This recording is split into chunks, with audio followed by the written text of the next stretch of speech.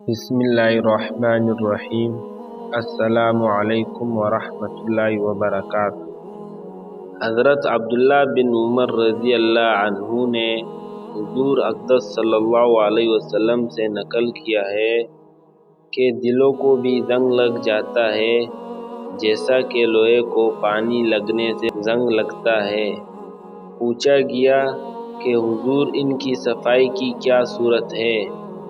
آپ صلی اللہ علیہ وسلم نے فرمایا کہ موت کو کثرت سے یاد کرنا اور قرآن پاک کی تلاوت کرنا، یعنی گناہوں کی کثرت اور اللہ جل شانہ کی یاد سے غفلت کی وجہ سے دلوں پر بھی زنگ لگ جاتا ہے جیسا کہ لوہے کو پانی لگ جانے سے زنگ لگ جاتا ہے، اور کلام پاک کی تلاوت اور موت کی یاد ان کے لیے صفائی کا کام دیتا ہے۔ تمام مسلمان بھائیوں سے گزارش کرتا ہوں کہ ویڈیو کو لائک، شیئر اور سبسکرائب ضرور کریں۔ جزاک اللہ خیر۔